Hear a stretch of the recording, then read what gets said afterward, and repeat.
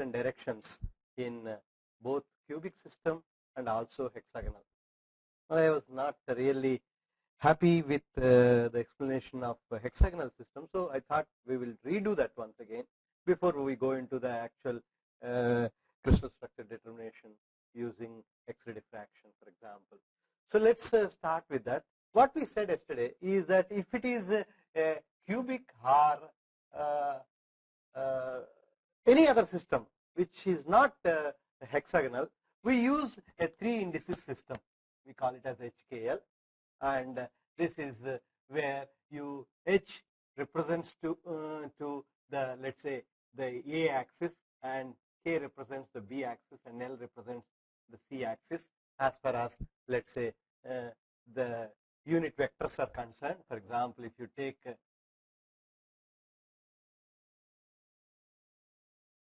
this, we know that this is our A, this is our B, and this is our C.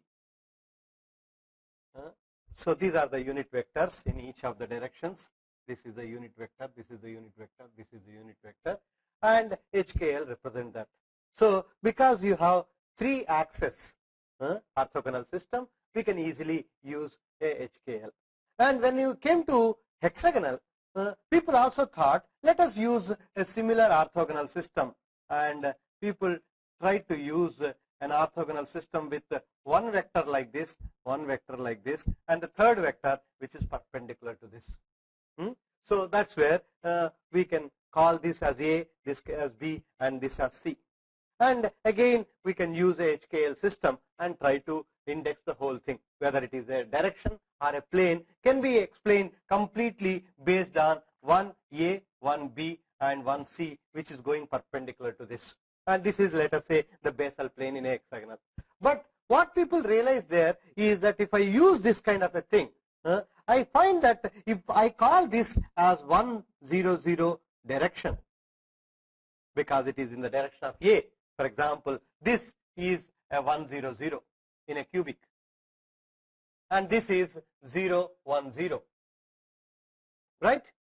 In cubic, we know that this is 1, 0, 0 direction, this is 0, 1, 0 direction. Similarly, if I call this as 1, 0, 0 direction and this as 0, 1, 0 direction, and perpendicular to this, which is the C axis, if I call that as 0, 0, 1 direction, right now I cannot show this because it is perpendicular to this. And if I use that, then automatically you see that this particular direction in a cube is nothing but 1, 1, 0. Because we are going 1 here, and so this is 1, 1, 0. Similarly, in principle, this direction would become 1, 1, 0 for us. If I use these 2 axis system, the 2 A and B, and then C axis perpendicular to this. So in the basal plane, I can see that this particular direction will be 1, 1, 0, and this direction is obviously negative of that. This will be 0, bar 1, 0.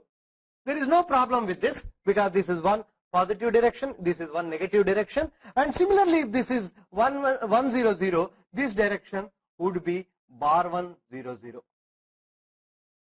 negative of that, and this direction would be negative of this, and so it will be bar 1, 0. The problem now that we are facing is that we have 6 directions in this basal plane. All of them have the same symmetry. They are all having similar atomic packing. So you have an atom here, you have an atom here, you have an atom here, you have an atom here, you have an atom here. So the atomic packing is similar, the symmetry is similar, but you see that one of the direction, depending on what is the origin, what is the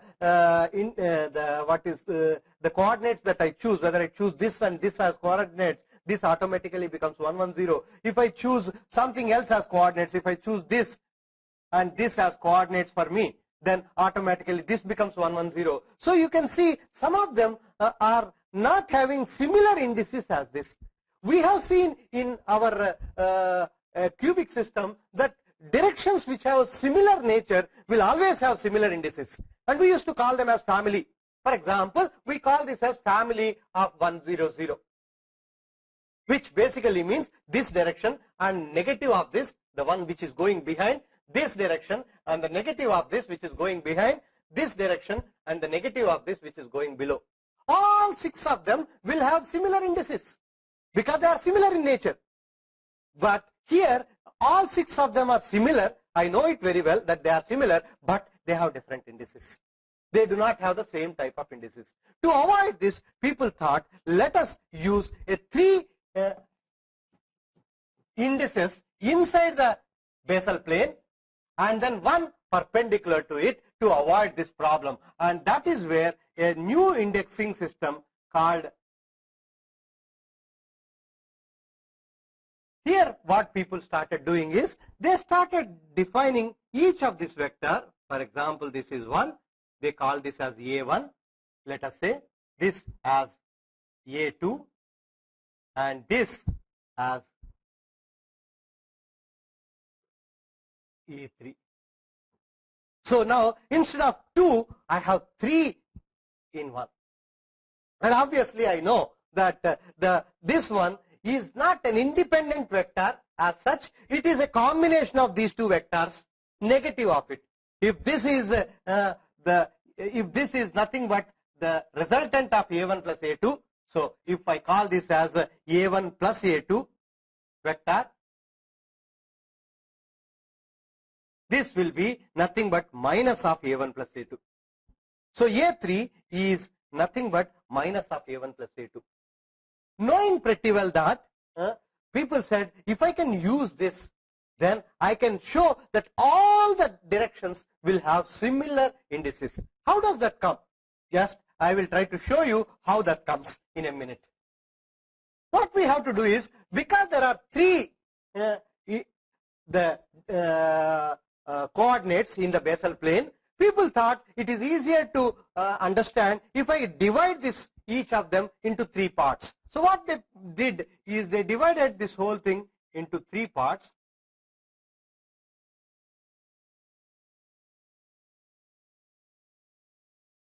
Let me try to be as equal as possible. They should all be equal.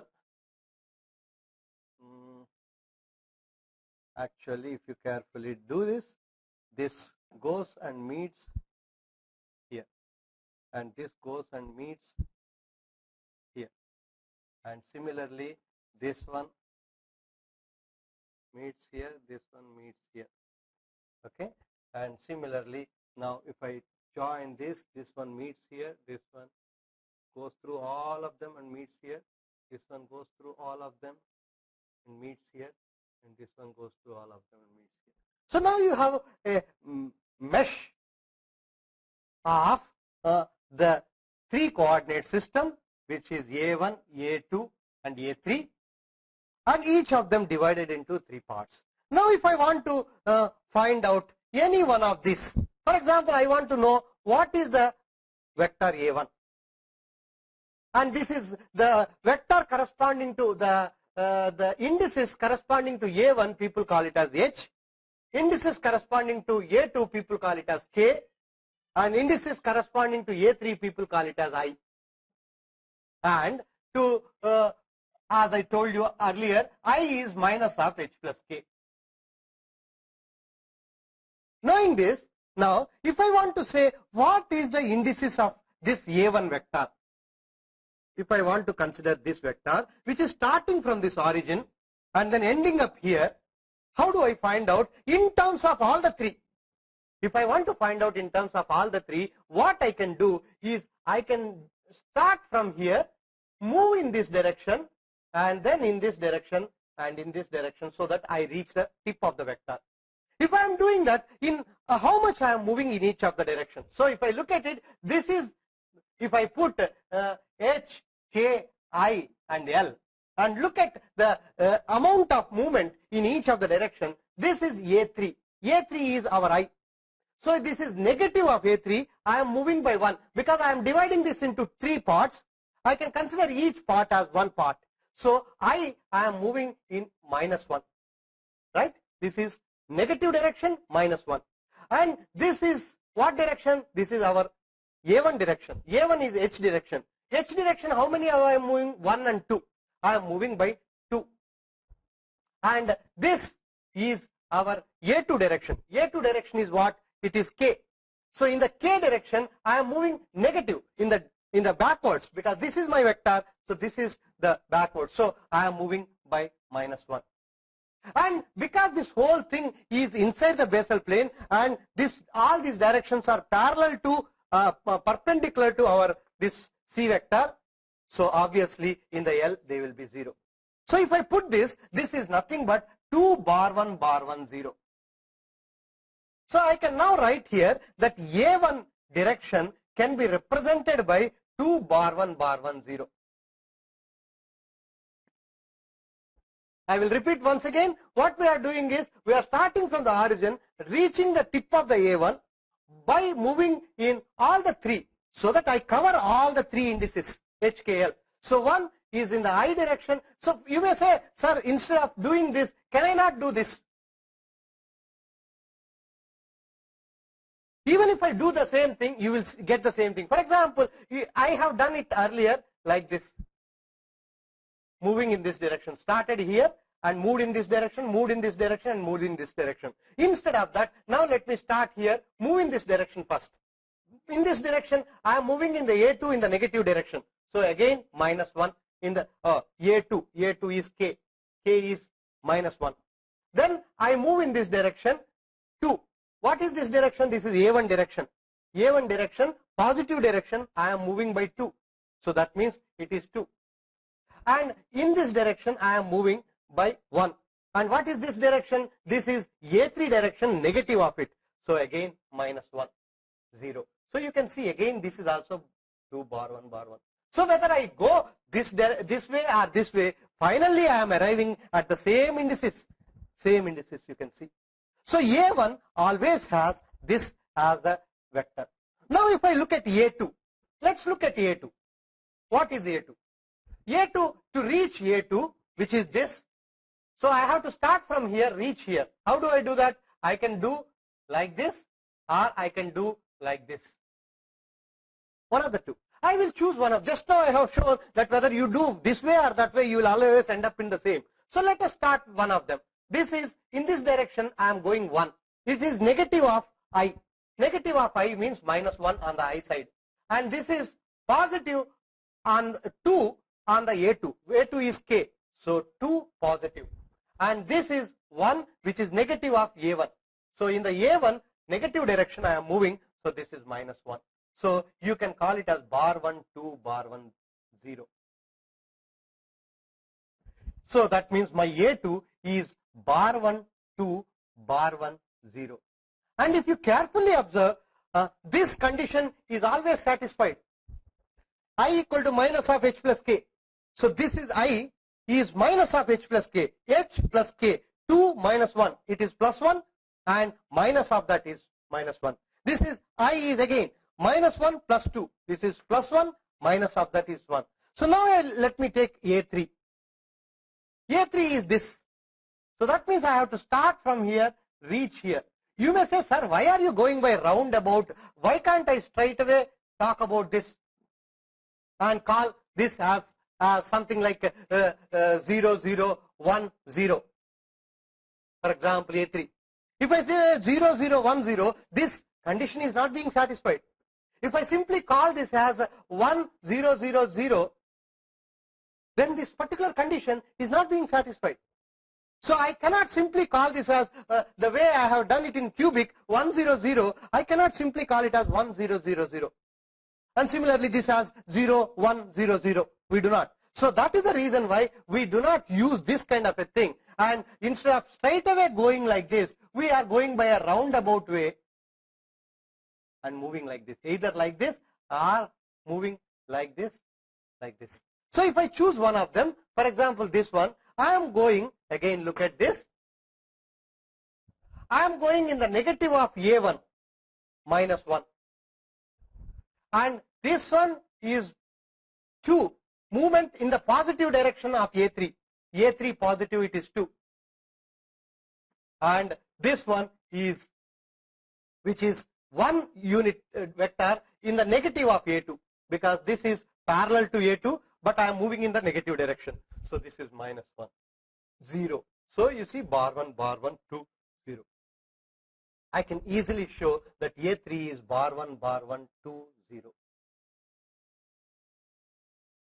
And again, I confirm whether this is being satisfied or not. Minus 1 plus minus 1 is minus 2. Negative of minus 2 is plus 2.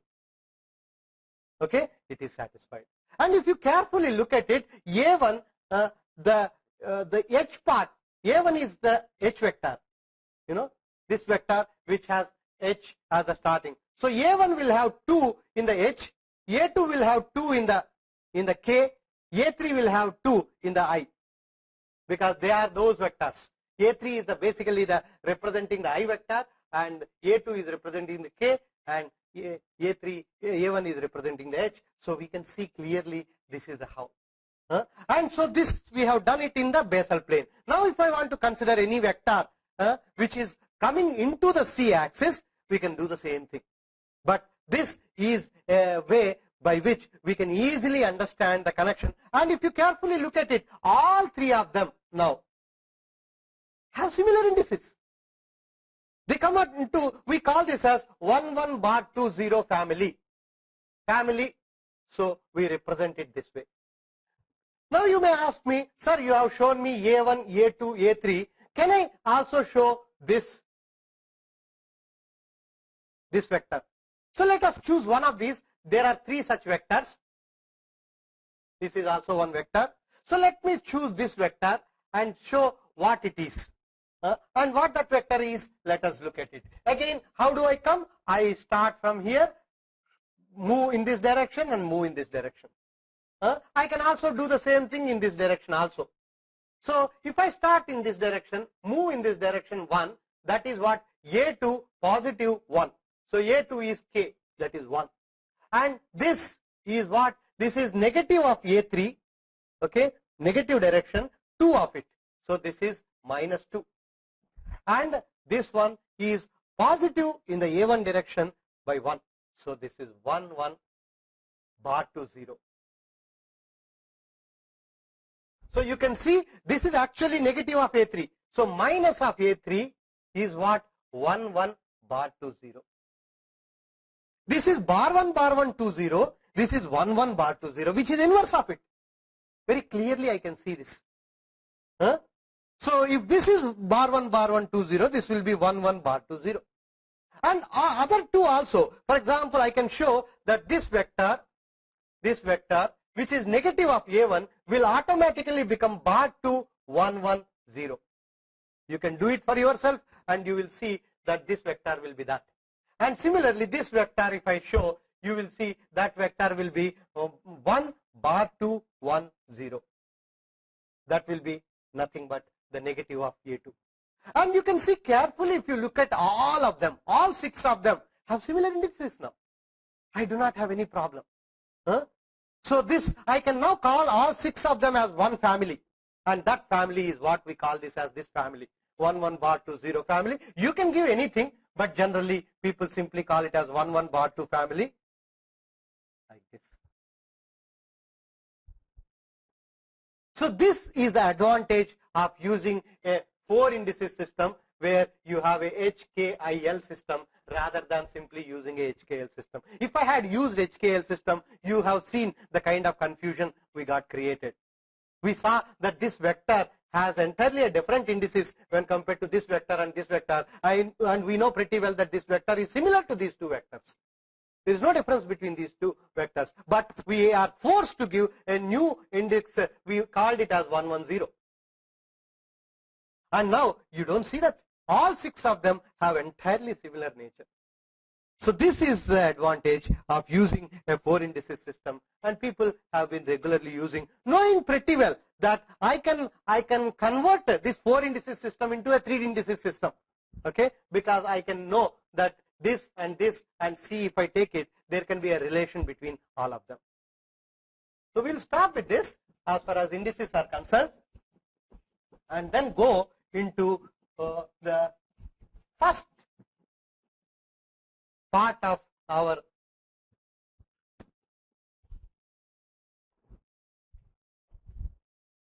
what we called it as structure. We so far talked only about what the structure means. Okay, we talked about various crystal systems, we talked about various Bravais lattices, and we also tried to understand why only there are certain number of Bravais lattices, and then we went into how to index various planes and directions in these lattices. We also looked at symmetry, we also talked about point groups and a little bit on the space groups also. And now we want to know, how do I determine this structure? If I say a material like iron has a BCC structure at room temperature and aluminum has an FCC structure at room temperature, can I determine by certain means? So for that, there are ways to find out that it has this structure, it has that structure by using certain diffraction techniques, and one of the most important technique is an X-ray diffraction. To understand the X-ray diffraction, first of all, we need to understand how do X-rays are generated.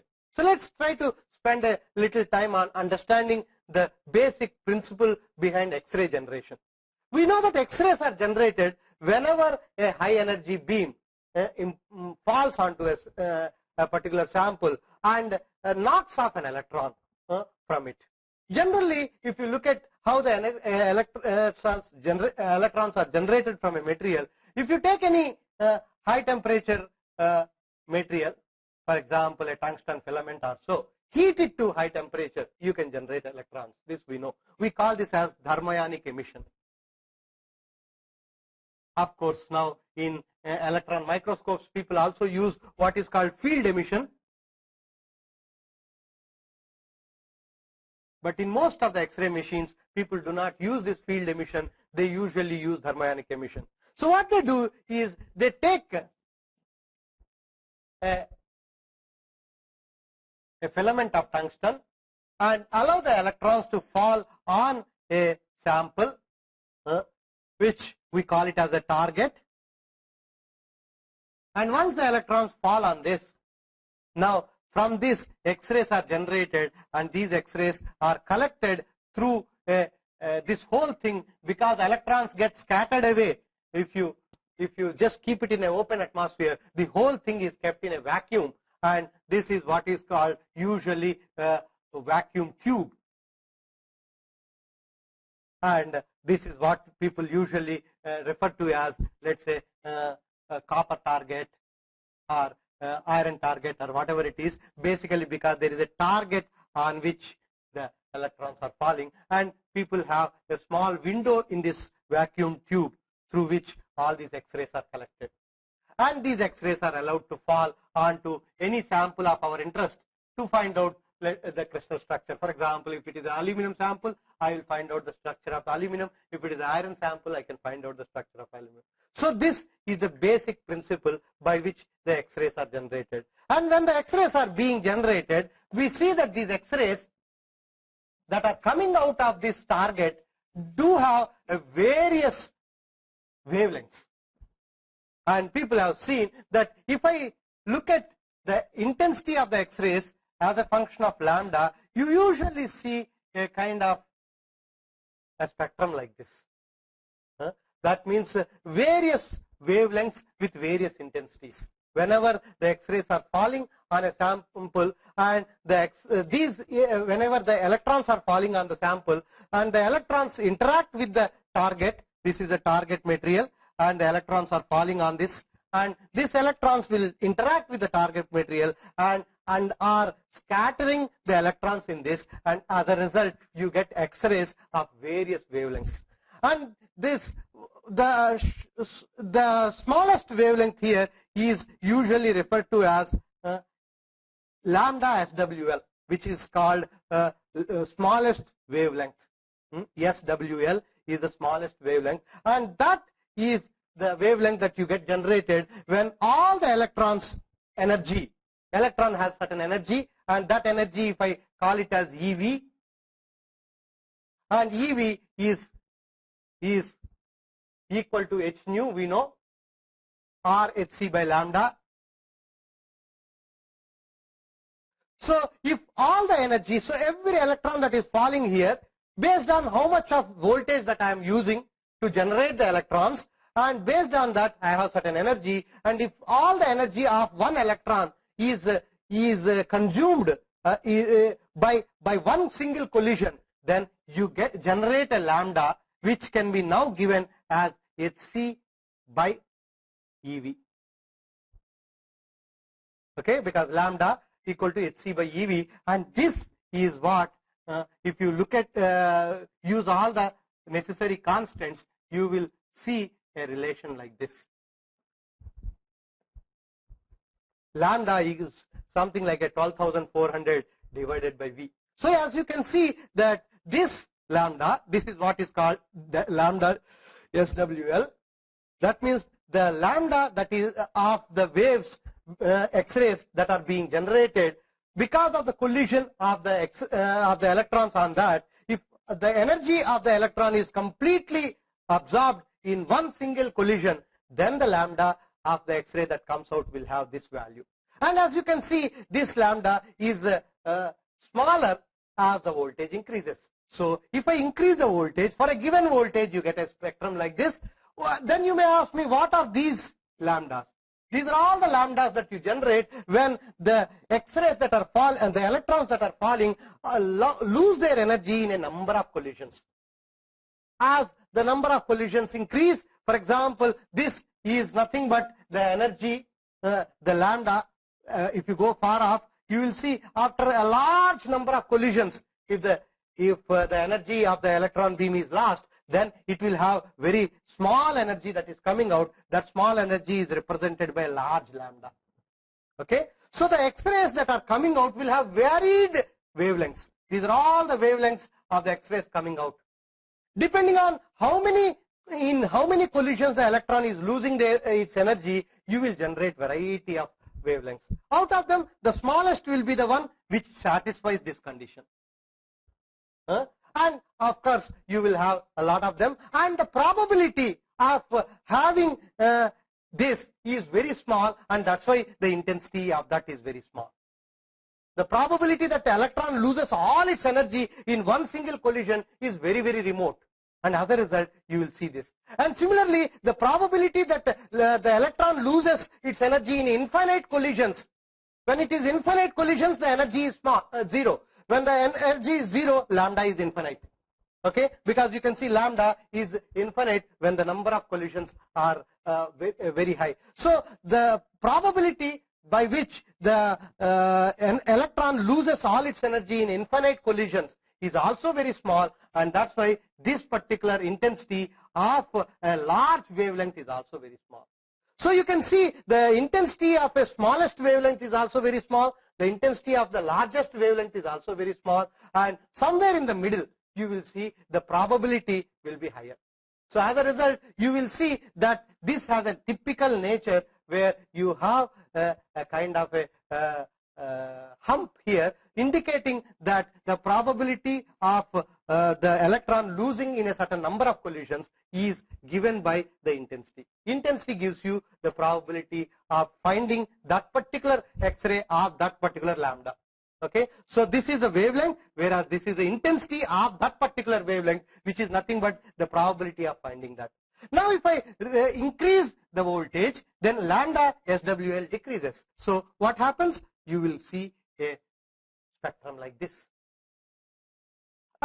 So that means the lambda SWL decreases, and not only that, the overall intensity of the spectrum increases. That means the probability of finding any particular lambda will be higher because the energy is higher. The incident beam has a higher energy, so the beam X-ray coming out also will have higher energy. So this is what we call it as a white radiation. And this intensity is usually referred to as some constant into I into Z into V to the power 2. So the intensity of the particular white radiation generally is referred, where I is the current and Z is the atomic number of this sample, of this target from which the X-rays are coming out. V is the voltage, it's a square of the voltage. So this is the typical intensity of it. Now if what happens if I keep on increasing the voltage? When you keep on, this is for, let us say, for V1, This is for V2, where V2 is greater than V1. Now if I increase it further to what is called V3, you see that when the voltage is being increased at some level, the energy associated with that voltage, the EV, may be sufficient to knock off an electron from a certain shell. For example, if I am taking a copper target has certain electronic configuration. So it has certain neutrons, okay, nucleus in it, and it has certain electrons in certain orbits. We call this as a K shell, L shell, and M shell, right? So if this energy of this the electrons is sufficient enough to knock off an electron from here, which is nothing but work, the work function we call it. So where the electrons which are coming here can knock off this particular electron from a K shell, let's say. If it has sufficient energy, then what happens is there is a vacancy that is generated here. And once a vacancy is generated here, an electron from a higher shell can fall either from here or from here. And that is when you get, because the energy differences between these shells are quantized, we can get a particular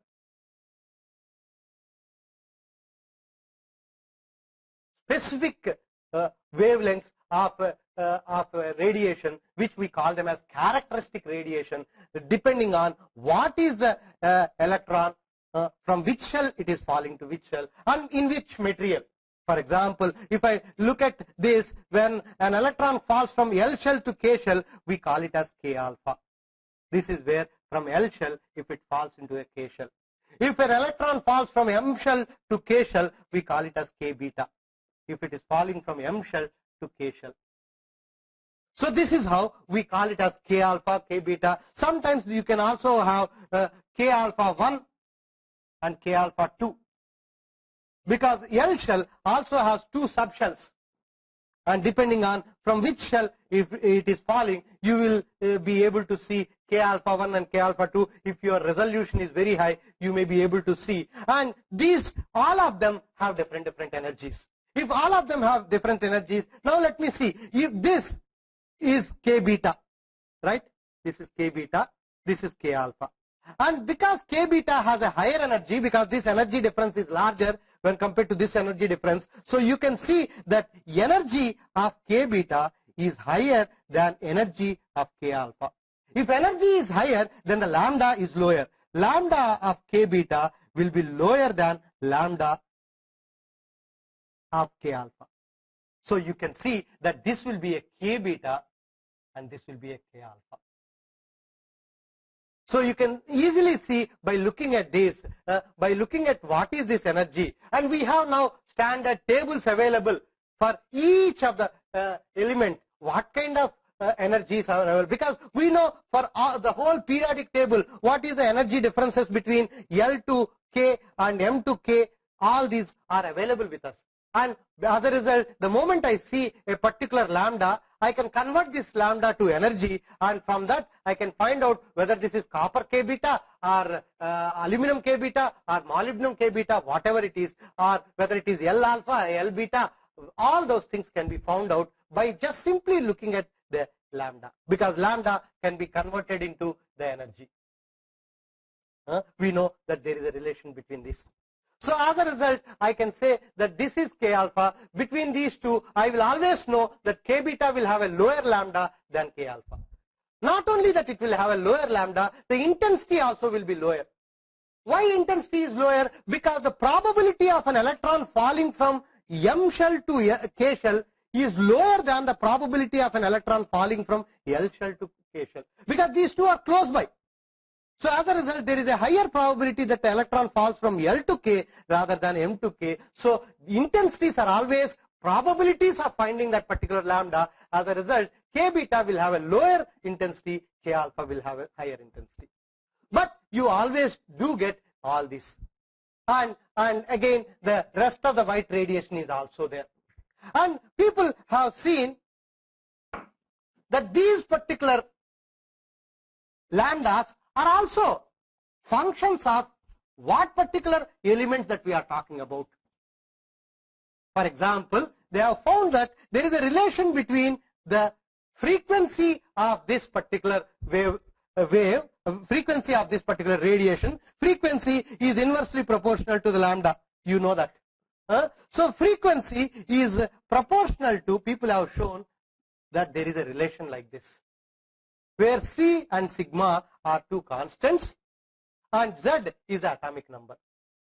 That means the larger the atomic number, the larger the frequency. That means the smaller the wavelength.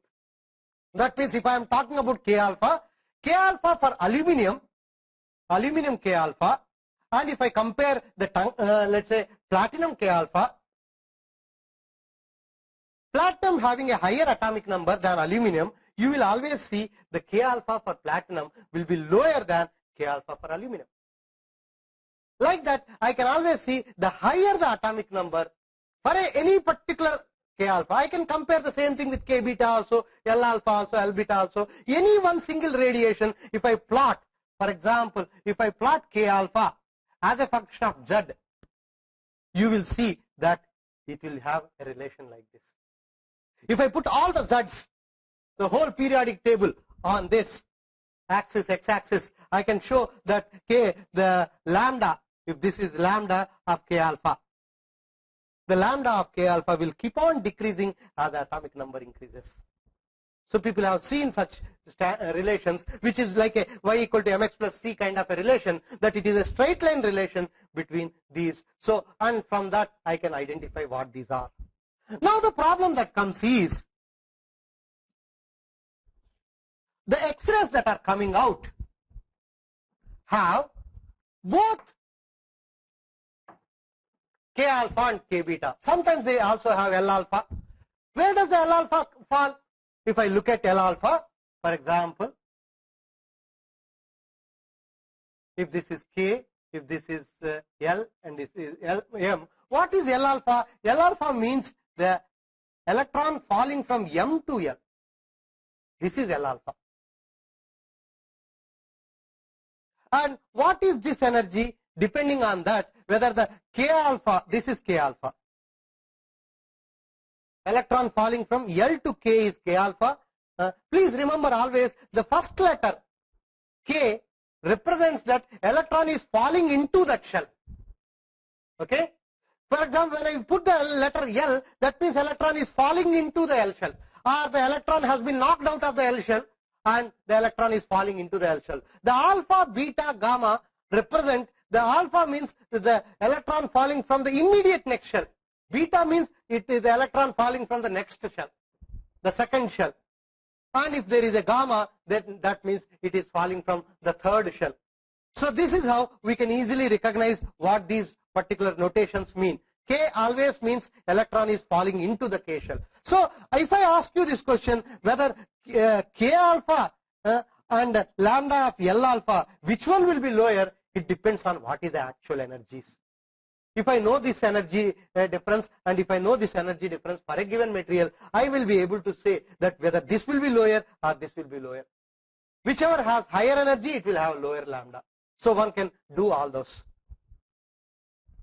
But what is the problem that we always face is that the X-rays that are coming out of my target, onto which the electrons have fallen, these X-rays that are coming out have both K alpha and K beta inside them. Maybe also L alpha. Okay? And this makes the whole life more difficult. The reason is, now these X-rays, if I am going to use to find out the crystal structure of the particular element such as aluminum, or an alloy such as steel, I want to find out the crystal structure, then I am sending a range of wavelengths into my sample.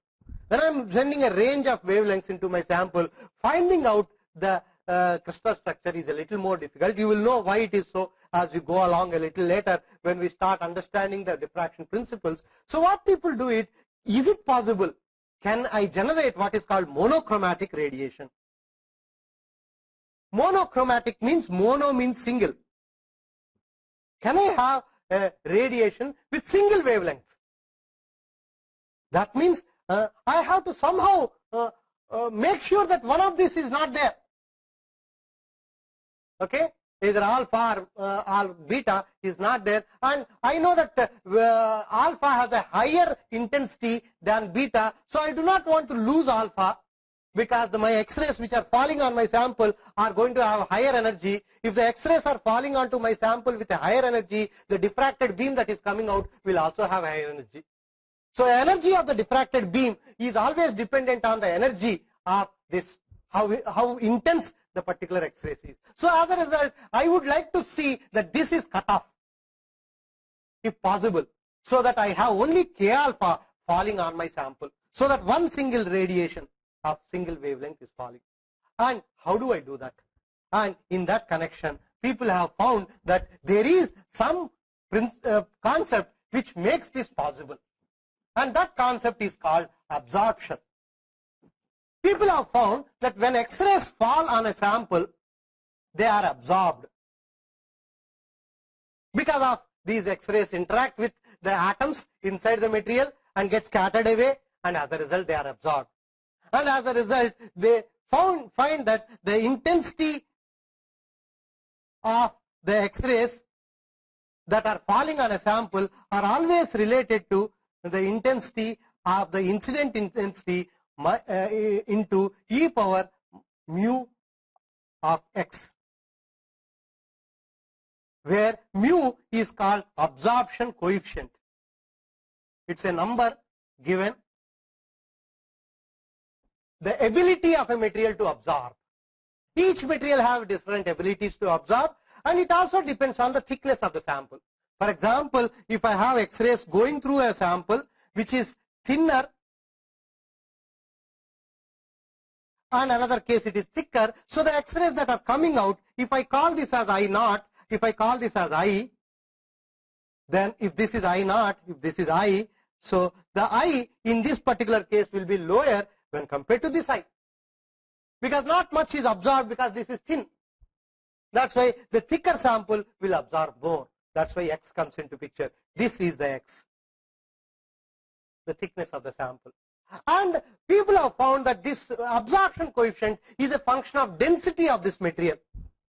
Different density materials will absorb differently. As a result, people said, let us normalize it with respect to density, and hence people started using a modified version where you say mu by rho into rho x, where mu by rho is a constant now. It is a fixed, and it is not a function of the density of a material. So as a result, this is a material property which is called mass absorption coefficient. And people usually have certain numbers for each of this. And this mass absorption coefficient, people have found that that itself is a function of the atomic number. If I look at mass absorption coefficient, people have found that it is a function of A into lambda cube into Z cube, where lambda is the wavelength and Z is the atomic number. So if I plot mu by rho as a function of lambda, I see that the mu by rho decreases as the lambda decreases. You can see as the lambda is decreasing, mu by rho is decreasing. What does that mean? If I decrease the lambda, the energy of the X-ray is very high. As the energy of the X-ray is very high, then it does not get absorbed, it comes out. So for example, if I have a sample of a given thickness, same thickness, let's assume this to be same thickness, and I send two beams, one with a certain energy I1, another case I2, where I2 is larger than I1, and that means lambda 2 is smaller than lambda 1. I is higher means lambda is smaller. If I send that, then the energy that is coming out for a given thickness and for a same material is going to be higher. If I2 is higher, the I0, if I call this as I02 for the sake of understanding, then I2 is the energy of the beam, the intensity of the beam that is coming out will be also higher than this. So if I02 is greater than I01, then I2 will also be greater than I1 for the same material, for the same thickness. So as a result, we can always say that this is how if the incident beam has a lower lambda, okay, the absorption will be lower because it does not get absorbed, it gets transmitted. If the incident beam has lower energy, that means higher lambda, it gets absorbed, it does not get transmitted. So as a result, you can see the mu by rho is always a function of lambda. But as you see that as the lambda decreases, keeps on decreasing, then the energy of the lambda increases, and at some stage this energy may be sufficient. If I am sending an X-ray beam on my sample, this may be an aluminum sample, this may be a copper K alpha, and if I am sending a copper K alpha and aluminum, the moment the energy of this is higher than, let us say, the energy that is required to knock off an electron from a K shell, let us say, then this particular electron from here is knocked off. And once the electron is knocked off, there is a lot of energy which is absorbed, because all this energy is consumed to knock off this electron, and as a result the absorption coefficient suddenly increases.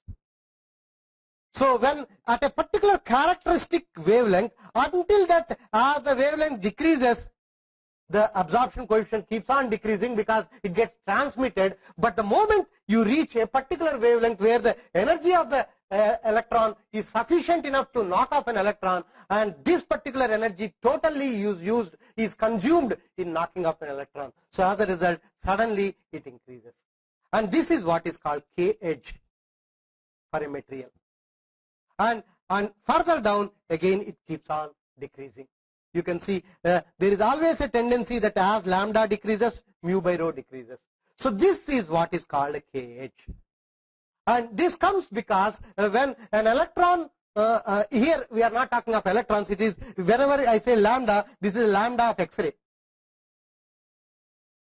When X-rays of a particular lambda are falling on a sample, and as the lambda of the X-rays keeps on decreasing, more and more penetration takes place. As a result, the absorption is low, but once the X-rays have sufficient energy, this is like a secondary X-rays. We have already generated X-rays by pumping electrons onto a sample, onto a target like copper, got X-rays, and these X-rays are falling on another and again generating X-rays. This is what people call it as fluorescence. So we can generate additional X-rays by X-ray beam falling on it. But our intention is not this. We do not want to use copper K alpha to basically generate X-rays out of my aluminum. I want to use it only to find out the crystal structure of aluminum. So I do not want these the X-rays of copper to be completely absorbed in this. I want simply it to be reflected, diffracted, so that I get a diffracted beam. And if this is completely absorbed here, the diffracted beam will have very low intensity. I will not have any intensity. For example, if I look at the copper K alpha has a lambda of 1.54. To be exact, it is 1.541 around. In fact, copper K alpha 1 is 1.5405 to be very exact.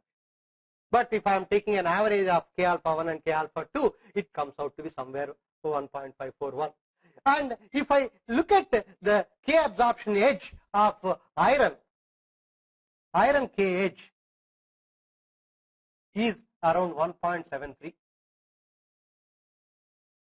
That basically means that if I am sending a copper K alpha is 1.54. So copper K alpha radiation will have a wavelength which is lower than, this is copper K alpha, it is lambda is lower than the KH. So when I am sending an X-ray, let's say I am sending an X-ray of copper K alpha onto an iron sample. Once I send it to an iron sample, now the energy of this copper K alpha is such that it can knock off an electron from the K shell because it has a higher energy. The lambda is lower. The lambda is lower means higher energy is higher. So as a result, it can knock off an electron from the K shell of an iron. And as a result, this is 1.73, let us say, iron KH. And this is 1.54, which is smaller than that. So as a result, all this copper energy is absorbed inside the iron. It is consumed in just knocking off an electron from the K shell of an iron. And as a result, there is no beam that is coming out. The diffracted beam will have almost low energy. And as a result, we rarely use a copper K alpha for determining the crystal structure of iron. This is one of the problems. So you have to choose a proper K alpha for a given material. For example, if you have a steel, you should not use copper K alpha to find out the crystal structure of a steel. Because if I use copper K alpha to find out the crystal structure of steel, all the energy of the copper K alpha is consumed only in that. And if you look at the diffraction pattern, the intensity of the diffracted beams will be very small. You will never be able to see them. They get kind of merged into the background noise. So you look like the whole pattern looks very noisy pattern. You will not be able to see the diffracted peaks at all. So as a result, we have to be careful in choosing. So that's why people choose for iron, either they choose iron K alpha or cobalt K alpha or chromium K alpha, things like that, which are all having lambdas which are higher than the KH. You have to use always the lambda which is higher than this. My lambda of my radiation, whatever radiation that I am using, should be on this side rather than on this side. This is the reason why one has to be careful in choosing.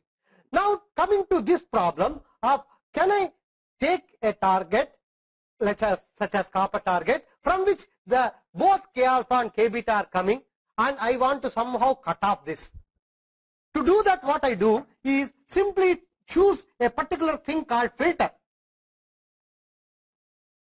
For example, copper K alpha is 1.54 and copper K beta is approximately 1.34 or something like that. So what I can do is I can put a KH.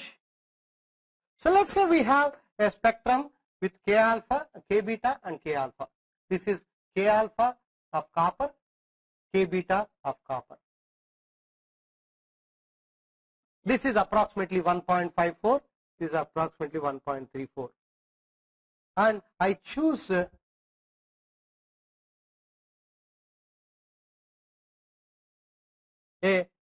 filter which is a nickel filter, which has a KH around 1.45. So that means what I am doing is my X-rays, copper X-rays are generated, electrons from tungsten filament have fallen on my copper, X-rays are coming out, and these X-rays will go through the window, no doubt, my window of the tube, and they are coming out. Before they fall onto my sample, I put a filter here. And that filter is a nickel filter, let us say. If I put a nickel filter, what happens is copper K beta, the lambda is lower than the nickel KH. That means it has higher energy that is sufficient to knock off the electrons in the K shell of nickel. So as a result, this particular the K beta gets consumed, it gets absorbed by just simply exciting K electrons from the nickel shell. Whereas this, nothing happens to it. Because its lambda is higher, the energy is lower, it cannot knock off an electron from K shell. Though there will be some absorption, because at any given energy there is a small absorption, but it is not a characteristic absorption, it is only a general absorption. So as a result, what happens is when it comes out, the K beta will have very small energy and K alpha will have very large energy. So this is an unfiltered radiation. This is a filtered radiation. After filtering, depending on what does this filtering depend on? As you can see, that intensity is I naught into exponential minus mu by rho into rho x. This is what is our formula. So this much, how much of this intensity gets absorbed depends on this, which is characteristic for nickel, and also this. So if I use a thicker filter, more energy is lost. But at the same time, if I use a thicker filter, even some copper K alpha also will be lost. So I do not want to use too much of a thicker filter, but at the same time, my choice of the filter should be such that the lambda should fall between exactly the K alpha and K beta. So for each of the target, if I am using a chromium target, if I want to cut off the K beta of chromium, I should choose a filter which falls between chromium K beta and chromium K alpha. So I need to know the KH for each of the elements in the whole periodic table, and also I need to know where the K alpha, K beta for each of them. So whenever I want to cut off a K beta, I choose a proper radiation. This is how we can actually do, and finally get one, as far as possible, one single wavelength, and as far as possible cut off this. And you will see a little later, if I have this, what will happen. You will start seeing that the whole XRD pattern, the diffraction pattern, is very clumsy with so many peaks coming out, which you do not understand. We will see why this happens when you have more than one radiation. So this is how we start preparing a beam with a particular radiation, which we usually use it as K alpha. We rarely use L alphas and things like that, because the probability of L alpha and the energies of L alpha are much lower when compared to the K alpha. So most of the time what we use is K alpha. K alpha of different K alphas, depending on which material I am trying to study. For most of the application, copper K alpha is what is used, excepting metals such as iron. If you want to determine, and that is where you have to use either iron K alpha or chromium K alpha and things like that, so that their K alpha is higher, lambda is higher than the KH of that particular element.